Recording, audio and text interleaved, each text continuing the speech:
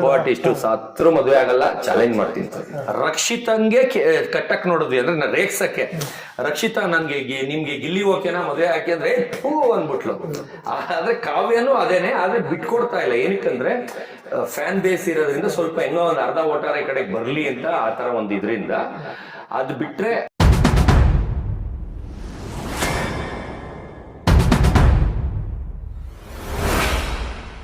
ಆಡ್ಬೇಕಿತ್ತು ಅವರು ಸರ್. ಏನಾಗುತ್ತೆ ಅಂದ್ರೆ ಒಂದು ಜೋಶಲ್ಲಿ ಇರ್ತಾರೆ ಸರ್. ಬರ್ತಾ ಬರ್ತಾ ಬರ್ತಾ ಬರ್ತಾ ಈ ಗಿಲ್ಲಿ ಇರಿಟೇಷನ್ ಇಂದ ಅಲ್ಲಿ ಇರಕ್ಕಾಗದೆ ಎಲ್ಲ ಆಚೆ ಬಂದ್ರೆ ಸಾಕಪ್ಪ ಅಂತ ಒಳಗೆ ಅನ್ಕೊಂಡಿರ್ತಾರೆ, ಮೇಲ್ ತೋರಿಸ್ಕೊಳ್ಳಲ್ಲ.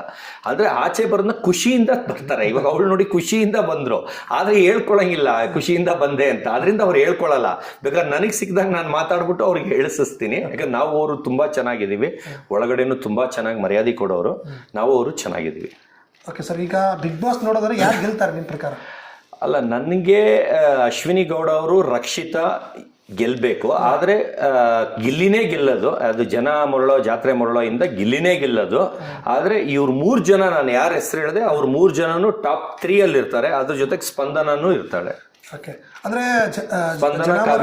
ಹೇಳಿದ್ರೆ ಅಂದ್ರೆ ಜನ ಮರಳಾಗಿದ್ದಾರ ಅಂತ ನಿಮ್ ಪ್ರಕಾರ? ಸರ್ ಹಂಗಲ್ಲ. ಇವಾಗ ಆಚೆ ಬಂದು ಅವ್ರು ಏನ್ ಮಾಡ್ತಾರೆ ಸರ್, ಬರೀ ಕಾಮಿಡಿ ಪೋರ್ಷನ್ ಮಾತ್ರ ತೋರಿಸ್ತಾ ಇದಾರೆ, ಒಳ್ಳೇದು ಮಾತ್ರ ತೋರಿಸ್ತಾ ಇದಾರೆ. ಅಂದ್ರೆ ಅವನು ಏನಾರ ಹೇಳಿದ್ರೆ ನಗ್ತಾರಲ್ಲ ಅದನ್ನ ಮಾತ್ರ ತೋರಿಸ್ತಾರೆ, ಆಮೇಲೆ ಟಾಂಗ್ ಕೊಡೋದು ತೋರಿಸ್ತಾರೆ. ಆದ್ರೆ ಅವನು ಚೀಪ್ ಬಿಹೇವ್, ಅಲ್ಲಿ ಆಡ್ಕೊಳ್ಳೋದು, ತುಳಿಯೋದು, ಅವ್ರನ್ನ ಕೆಟ್ಟದಾಗಿ ಮಾತಾಡಿದ್ದು, ಬೇರೆ ಜಗಳ ಎಷ್ಟೊಂದು ಜಗಳ ನಡೆಯುತ್ತೆ ಸರ್ ಬೆಳಿಗ್ಗೆ ಸಾಯಂಕಾಲದವರೆಗೂ, ಅದನ್ನ ತೋರಿಸಲ್ಲ. ಅವ್ರು ಏನಾದ್ರೆ ಕಾಮಿಡಿ ಮಾತ್ರ ತೋರಿಸ್ತಾರೆ. ಅವಾಗ ಏನಾಗಿದೆ ಜನಕ್ಕೆ ಅವನೇ ಸೂಪರ್ ಅಂತ. ಆದ್ರೆ ಮನೆ ಒಳಗೆ ಅವನೇ ಇರಿಟೇಷನ್. ಯಾಕಂದ್ರೆ ಒಬ್ರು ಬಾಯಿಂದ ಇರಿಟೇಷನ್ ನನ್ನೊಬ್ಬನಿಂದ ಬರ್ತಾ ಇಲ್ಲ.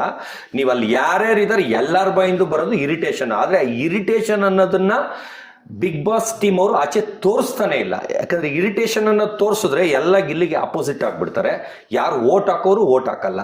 ಅವನಿಂದ ಈಗ ಓಡ್ತಾ ಇದೆ ಅಂತ ಅವನೇ ಓಡಿಸ್ತಾ ಇದ್ದಾರೆ, ಕಾಮಿಡಿ ಮಾಡಿ ತೋರಿಸ್ಕೊಂಡು ಇದು ಮಾಡ್ತಾ ಇದ್ದಾರೆ. ಆದ್ರೆ ನಾನು ಒಬ್ಬನೇ ಹೇಳಿದ್ರೆ ಇರಿಟೇಷನ್ ಅಂತ ನಾನು ಜಲಸ್ಗೆ ಹೊಟ್ಟೆವರಿಗೆ ಹೇಳ್ತಾ ಇದ್ದೀನಿ ಅಂತ ನೀವು ಅನ್ಕೋಬಹುದು, ಇಲ್ಲ ಜನ ಅನ್ಕೋಬಹುದು. ಅಲ್ಲಿ ಒಬ್ಬೊಬ್ರು ಬಾಯಿಂದನೂ ಬಂದಿದೆ ಯಪ್ಪ ಅಂತ. ಕಾವ್ಯನು ಇರಿಟೇಷನ್ ಆದ್ರೂ ಅವನಿಗೆ ಫ್ಯಾನ್ ಬೇಸ್ ಇದೆ ಅಂತ, ಜೊತೆಗಿದ್ರೆ ನನಗೂ ಸ್ವಲ್ಪ ಸಪೋರ್ಟ್ ಆಗುತ್ತೆ ಅಂತ ಇದಾರೆ ಹೊರತು ಅವ್ರಿಗೂ ಇರಿಟೇಷನ್ ಆದ್ರೂ ತಡ್ಕೊಂಡು ಕೂತಿದ್ದಾರೆ ಸರ್. ಅಂದ್ರೆ ಕಾವ್ಯದ ಹೇಳಿದ್ರೆ ಕಾವ್ಯ ಗಿಲ್ಲಿ ನೆರಳಿದಾರ ಅಂತ ಅನ್ಸುತ್ತಾ? 100% ಹಂಗೆ ಇದ್ದಿದ್ದು ಸರ್. ಈ ನಡುವೆವರೆಗೂ ಅಷ್ಟೇ, ಈಗಲೂ ಚೂರ್ ಇದ್ದಾರೆ. ಆದ್ರೆ ಗಿಲ್ಲಿ ಬಂದು ಒರಿಜಿನಲ್ ಲವ್ ಕಾವ್ಯ ಮೇಲೆ ಮಾಡ್ತಾ ಇದ್ದಾರೆ. ಆದ್ರೆ ಕಾವ್ಯ ಅವ್ರ ಮೇಲೆ ಯಾವ ಲವ್ ಇಲ್ಲ ಸರ್. ಯಾಕಂದ್ರೆ ಅವ್ರು ಸುಮ್ಮನೆ ಅವನ ಜೊತೆ ಇದ್ರೆ ಓಟ್ ಆಗುತ್ತೆ ಅಂತ ಇದಾರೆ ಹೊರತು ಕಾವ್ಯಗೆ ಅವ್ರ ಮೇಲೆ ಲವ್ ಪೋವು ಎಲ್ಲ ಇಲ್ವೇ ಇಲ್ಲ. ಯಾಕಂದ್ರೆ ಅವನ್ನ ಕಟ್ಕೊಂಡ್ರೆ ಅವ್ರ ಮನೆ ಮಠ ಮಾರ್ಕೋಬೇಕು, ಇಲ್ಲ ಹುಚ್ಚಿ ಆಗ್ಬಿಡ್ಬೇಕು. ಅವಳು 2 ದಿನಕ್ಕೆ ಡೈವರ್ಸ್ ಕೊಟ್ಟು ಓಡೋಗ್ಬಿಡ್ತಾಳೆ. ಯಾಕಂದ್ರೆ ಅಷ್ಟು ಇರಿಟೇಷನ್ ಕ್ಯಾರೆಕ್ಟರ್ ನಾನು ಲೈಫಲ್ಲೇ ನೋಡಿಲ್ಲ ಸರ್. ಈಗ ಒಂದು ಕೋತಿನ ಮನೇಲಿ ಇಟ್ಕೊಂಡ್ರೆ ಸರ್ ಹಿಂಗೆಲ್ಲ ಡೆಕೋರೇಷನ್ ಮಾಡಿರ್ತೀರಾ, 5 ನಿಮಿಷಕ್ಕೆ ಯಾಗ್ರಿ ಎಲ್ಲ ಪೀಸ್ ಮಾಡಲ್ವಾ ಸರ್? ಅದಕ್ಕಿಂತ ವರ್ಸ್ಟ್ ಸರ್.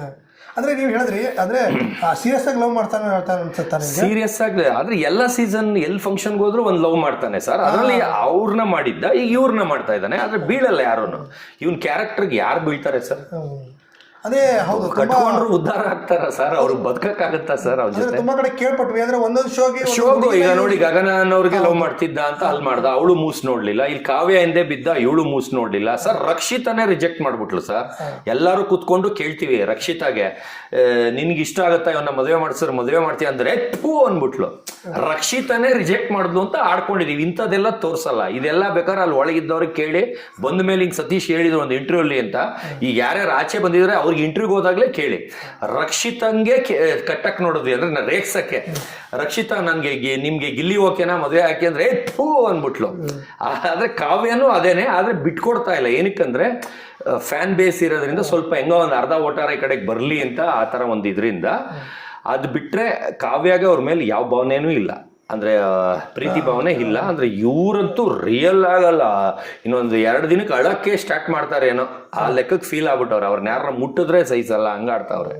ಯಾರ ಡ್ಯಾನ್ಸ್ ಆಡಿದ್ರೆ ಸಹಿಸಲ್ಲ, ಹೋಗಂಗೆ ಹೊಟ್ಟೆ ಹೊಡ್ಕೊಂಡು ಸಾಯೋದು. ಆದ್ರೆ ಮುಖನೂ ಕನ್ನಡಿಲಿ ನೋಡ್ಕೋಬೇಕಲ್ವ ಸರ್? ಅವ್ರು ಏನೇ ಹೆಸರು ಇರ್ಬೋದು, ಹೆಸರು ಕಟ್ಕೊಂಡು ಪೂಜೆ ಮಾಡ್ಬೇಕ. ಒಂದು ಕ್ಯಾರೆಕ್ಟರ್ ಇರಬೇಕು, ಒಂದು ಬುದ್ಧಿ ಇರಬೇಕು, ಕಲ್ಚರ್ ಇರಬೇಕು. ಬಂದು ಹೆಂಗಸ್ರನ್ನ ಹೆಂಗ್ ಕೇರ್ ಮಾಡಬೇಕು, ಹೆಂಗ್ ಬಿಹೇವ್ ಮಾಡಬೇಕು, ಹೆಂಗ್ ನೋಡ್ಕೋಬೇಕು ಅಂತ. ಇವ್ನು ಇಲ್ಲಿ ಆಡ್ದಂಗೆ ಅವ್ರ ಮನೇಲಿ ಮದುವೆ ಆದಾಗ ಆಡಿದ್ರೆ ಯಾರ ಇರ್ತಾರ ಸರ್? ಬಾಳಕ್ಕಾಗತ್ತ ಅವನ ಜೊತೆ? ಒಂದು ವಾರಕ್ಕೆ ಡೈವರ್ಸ್ ಸರ್ ಬೇಕಾದ್ರೆ ಚಾಲೆಂಜ್ ಮಾಡ್ಕೊಳ್ಳಿ. ಆದ್ರೆ ಹಳ್ಳಿಯವರು ಗೊತ್ತಿಲ್ಲದೆ ಇರೋರು ಯಾರೋ ಪೆದ್ದುಗಳಾಗ್ಬೋದು. ಆದ್ರೆ ಈ ತರ ಸೆಲೆಬ್ರಿಟಿಗೆ ಲವ್ ಮಾಡ್ತಾನಲ್ಲ, ಸಿಂಗರ್ ಇದರಲ್ಲಿ ಕೋ ಆರ್ಟಿಸ್ಟು ಸತ್ರು ಮದುವೆ ಆಗಲ್ಲ, ಚಾಲೆಂಜ್ ಮಾಡ್ತೀನಿ ಸರ್. ಓಕೆ, ಇನ್ನೊಂದು ಸರ್, ಈಗ ಸುದೀಪ್ ಅವ್ರ ಬಗ್ಗೆ ಅಂದ್ರೆ ಸೀಸನ್ ತರ ಈ ಸೀಸನ್ ನಡೆಸ್ಕೊಡ್ತಾ ಇಲ್ಲ, ಒಬ್ರಿಗೊಂದು ಮಾಡ್ತಾ ಇದಾರೆ ಅಂತ. ಇಲ್ಲ ಸುದೀಪ್ ಅವ್ರು ಮಾಡ್ತಾ ಇಲ್ಲ ಸರ್, ಬಿಗ್ ಬಾಸ್ ಅವರು ಮಾಡ್ತಾ ಇಲ್ಲ ಸರ್. ಮನೆ ಒಳಗಿರೋ ಜನ ಸರಿ ಇಲ್ಲ ಸರ್, ಜನ ಸರಿ ಇಲ್ಲ ಸರ್. ಇದೇನಂದ್ರೆ ನಮ್ಮಲ್ಲೇ ಅಂಡರ್ಸ್ಟ್ಯಾಂಡಿಂಗ್ ಇಲ್ಲ.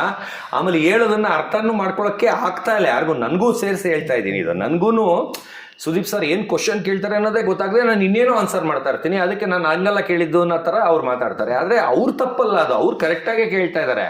ಆದರೆ ಯಾವ ವೇಲ್ ನಾವು ಆನ್ಸರ್ ಮಾಡಬೇಕು ಅಲ್ಲಿರೋರೆಲ್ಲ ದದ್ದುಗಳು ಇನ್ಕ್ಲೂಡ್ ನನ್ನ ಸೇರಿಸಿ, ಅದರಿಂದ ಎಲ್ಲರೂ ಮಿಸ್ಟೇಕ್ ಮಾಡಿ ಬೈಸ್ಕೊಳ್ತಾ ಇದೀವಿ. ಅಂದರೆ ಒಂದು ಗೇಮ್ ಇದ್ರ ಆಗಿರ್ಬೋದು, ಗೇಮ್ನ ಅರ್ಥ ಮಾಡ್ಕೊಳ್ಳದೆ ಆಡ್ಬಿಟ್ಟು ಅದು ತಪ್ಪು ಮಾಡಿ 2-3 ಸಲ ಅಲ್ಲ 5-5 ಸಲ ಫಾಲ್ಟ್ ಆಗಿದೆ. ಗೇಮ್ ಬಗ್ಗೆ 5-5 ಸಲ ಫಾಲ್ಟ್ ಮಾಡಿದೆ, ತುಂಬಾ ಫಾಲ್ಟ್ ಆಗಿದೆ ಸರ್. ಅದನ್ನೇ ವಾರ್ನಿಂಗ್ ಕೊಟ್ಟು ಬೈದು ಇದ್ದಾರೆ, ಅದನ್ನು ಆಚೆನೂ ಪ್ಲೇ ಮಾಡಿದ್ದಾರೆ. ನೋಡಿದೆ ಅದೆಲ್ಲ ತಪ್ಪು ನಮ್ದೇ. ಯಾಕಂದ್ರೆ ನಾವು ಅದನ್ನ ವರ್ಡಿಂಗು ನಾನು ಓದಿದ್ರೆ ಸರ್, ಅದನ್ನ ಕನ್ನಡಲ್ಲಿ ಎಕ್ಸ್ಪರ್ಟ್, ನಾನು ನೀಟಾಗಿ ಅರ್ಥ ಮಾಡಿಕೊಂಡು ಹಿಂಗೆ ಅಂತ ಮುಖದ ಮುಂದೆ ಪಿಕ್ಚರ್ ತರ ಆಕ್ಷನ್ ಮಾಡಿ ತೋರಿಸ್ತಿದ್ದೆ. ಅದೇ ಧ್ರುವಂತು ಮಿಕ್ದವ್ರು ಓದಿದ್ರೆ ಅವ್ರು ಓದೋ ಮೀನಿಂಗ್ ಬೇರೆ ಬರ್ತಿತ್ತು, ನಾವು ಅರ್ಥ ಮಾಡ್ಕೊಂಡು ಆ ಅರ್ಥದಲ್ಲಿ ಆಡ್ತಿದ್ವಿ. ಅದಕ್ಕೆ ಏನ್ ಮಾಡಿದೆ, ನೆಕ್ಸ್ಟ್ ಸಲಿಂದ ನಾನು ಕಿತ್ಕೊಂಡು ಧ್ರುವಂತ ಓದಾದ್ಮೇಲೆ ಆಯ್ತಾ ಕೊಡು, ನಾನು ಓದ್ಬಿಟ್ಟು ನಾನು ಅರ್ಥ ಆಗಂಗೆ ಎಲ್ಲರಿಗೂ ಬಿಡಿಸಿ ಹೇಳ್ತಿದ್ದೆ ಸರ್. ಅವಾಗ ಒಂದು ಫಾಲ್ಟು ಆಗ್ತಾ ಇರಲಿಲ್ಲ.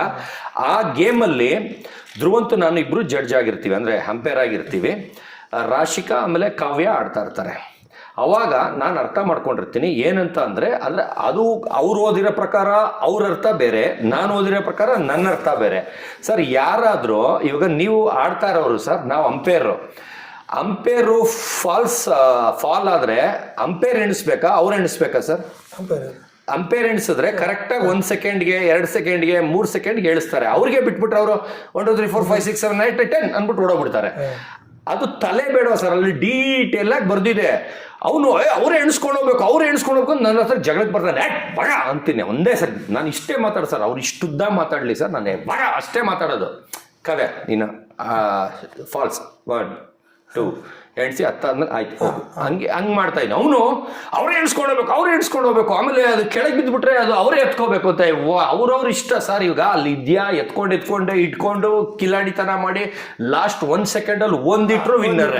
ಅದು ಅವ್ರ ತಲೆ, ಅದರಲ್ಲೇನೋ ಅದು ಫಾಲ್ಸು ಗಿಲ್ಸು ಅಂತ ಕೊಟ್ಟಿಲ್ಲ. ಬರೀ ಕೆಳಗೆ ಬಿದ್ದರೆ ಮಾತ್ರ ಎತ್ಕೋಬೇಕು ಮೇಲಿಂದಾನೆ ಅಂತ ಇದೆ. ಅದು ಇವರೇ ಬೀಳ್ಸಿದ್ರೆ ಇವರೇ ಎತ್ಕೋಬೇಕು ಅನ್ನೋದು ಇಲ್ಲ. ಅದನ್ನ ನೀಟಾಗಿ ಅರ್ಥ ಮಾಡ್ಕೊಂಡು ನನ್ನ ಪ್ರಕಾರ ನಾನು ಮಾಡ್ತಾ ಇದ್ರೆ ಬಂದ್ಬಿಟ್ಟು ಜಗಳ ಮಾಡಿ ಲಾಸ್ಟಲ್ಲಿ ಬಂದು ರಾಶಿಕಾ ಗೆಲ್ತಾಳೆ. ಅವಾಗ ಅನೌನ್ಸ್ ಮಾಡ್ಬೇಕಾದ್ರು ಸತೀಶ್ ಅವ್ರು ಫಾಲ್ಟ್ ಮಾಡಿದ್ರು ಅಂತ ದೊಡ್ಡದಾಗಿ ಇವನು ಕಿಲಾಡಿ ತರ ಹೇಳ್ಕೊಂತಾನೆ. ಆದ್ರೆ ಅದಾದ್ಮೇಲೆ ಬುಕ್ ಅವನೇ ಅರ್ಧ ಗಂಟೆ ಓದ್ಬಿಟ್ಟು ಒಳಗೆ ಬಂದ್ಬಿಟ್ಟು ಸಾರಿ ಸರ್ ನಿಮ್ದೇ ಕರೆಕ್ಟ್ ಅಂತಾನೆ. ಅಂದ್ರೆ ನಾನು ಒಂದ್ಸಲಿ ಹೋದ್ರೆ ನಂಗೆ ತಲೆಗೆ ಹೋಗುತ್ತೆ, ಆಮೇಲೆ ಅರ್ಥ ಆಗುತ್ತೆ. ಅವನಿಗೆ ಗ್ರಾಮರೇ ಅರ್ಥ ಆಗಲ್ಲ, ಆ ವರ್ಡ್ ಅಲ್ಲಿ ಅಷ್ಟು ಸ್ಪಷ್ಟವಾಗಿರುತ್ತೆ, ಅದನ್ನ ಅವನು ಅರ್ಥ ಮಾಡ್ಕೊಳ್ಳೋ ಕೆಪಾಸಿಟಿನೂ ಇರಲ್ಲ.